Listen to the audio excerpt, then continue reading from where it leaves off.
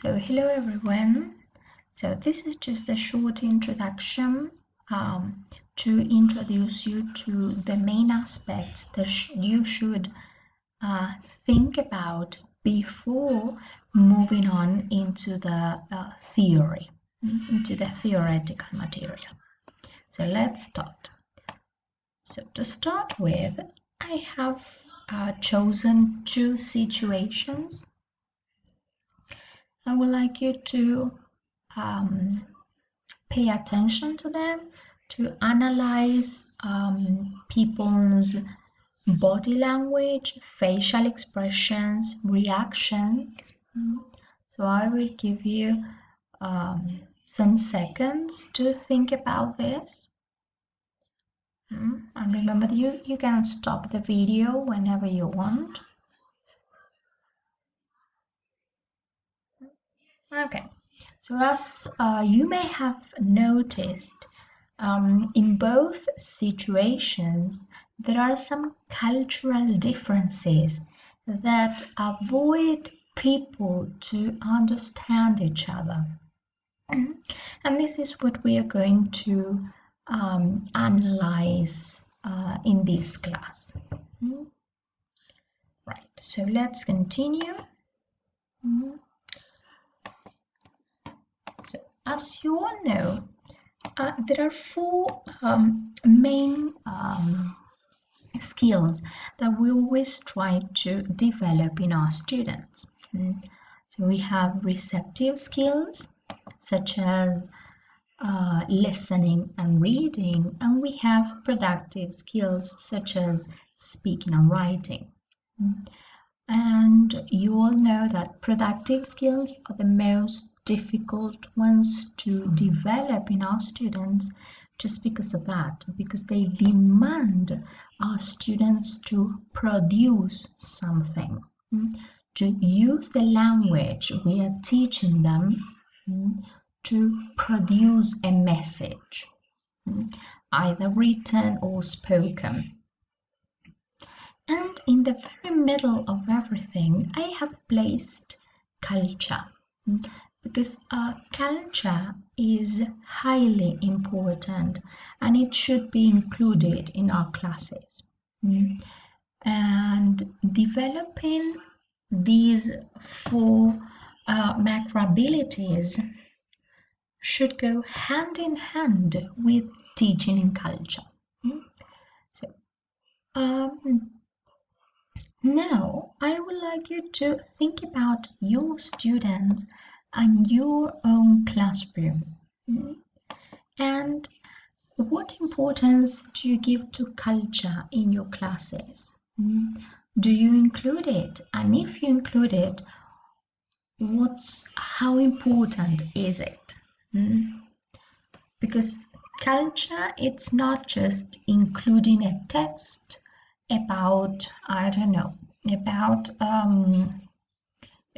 the Egyptians. So it's not just reading a text. We have to present students with activities to foster cultural awareness. And by fostering cultural awareness, we're fostering social and political awareness as well. So my second question is, what cultural aspects do you usually include in your classes? By cultural aspects, I mean festivities, pop culture, legends, religion. Right. And my last question is, how do you think that culture could be fully integrated in a classroom? And by fully integrating it, I also mean how to integrate it meaningfully. Okay, so think about these questions because they will help you analyze the material that I have prepared for you. Right. This brings us to the question, what is culture? So culture is very difficult to define, and if you look for it, you will find many different definitions which focus on different aspects, but I have selected two that I believe complement each other. So the first one is learning a language in isolation of its cultural roots prevents one from becoming socialized into a contextual use. Knowledge of linguistic structure alone does not carry with it any special insight into the political, social, religious, or economic system. So what I would like to highlight about this definition is the idea of teaching a language by teaching culture. That language and culture should go hand in hand in order to be meaningful, just for them to be meaningful. And the second definition is we must focus on both appropriate content and activities that enable students to assimilate that content. Activities should encourage them to go beyond fact so that they begin to perceive and experience vicariously a deeper level of the culture of the speakers of the language. So these I am so she's referring to this idea of presenting students with activities that are meaningful, yes, and by meaningful or significant, I mean that they should have a specific content from the very beginning until the very end, and culture should be incorporated in these activities.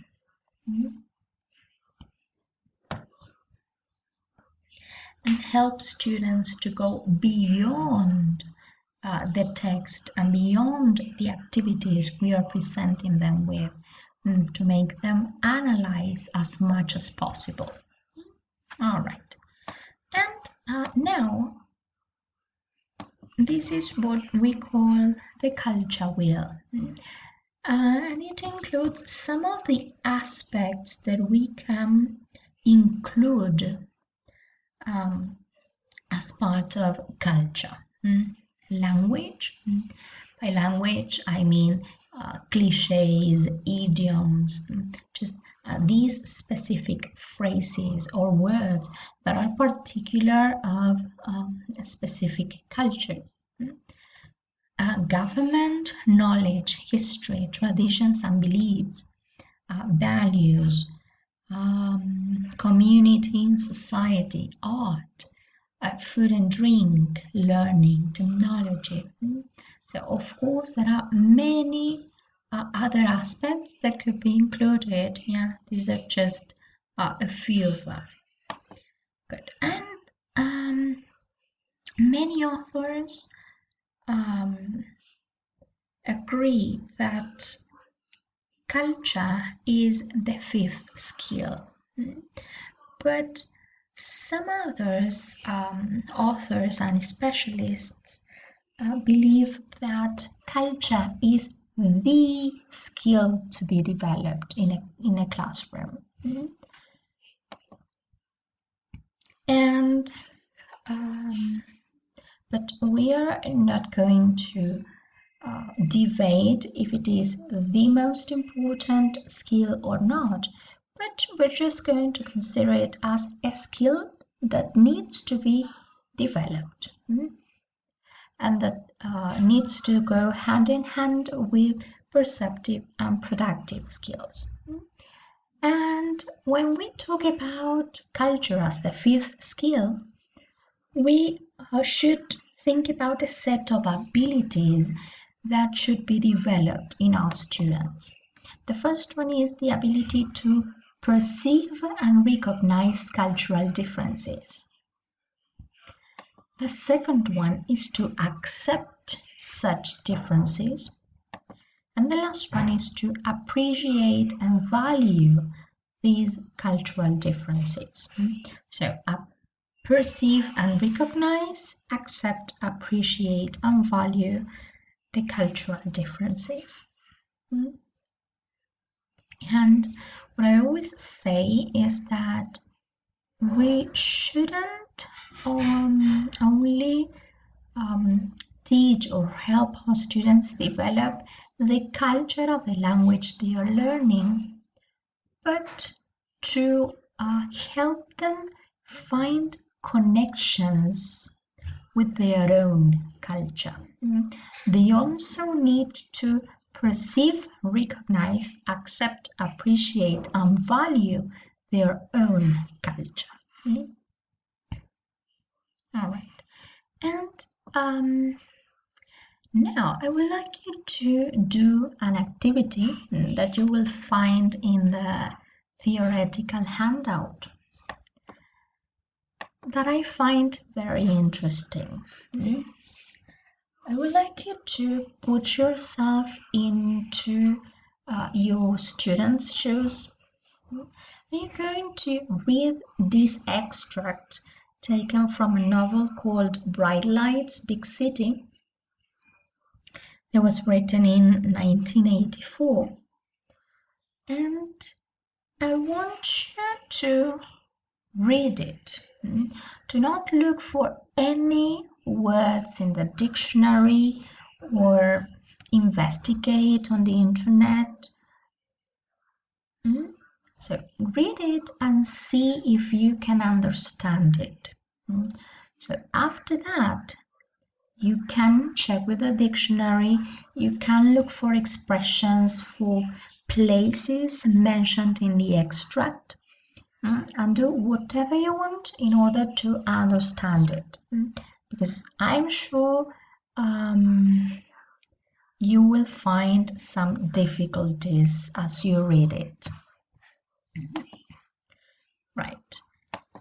And so my first question is, so as you read it for the first time, if you were able to follow the passage without much hassle, without much difficulty.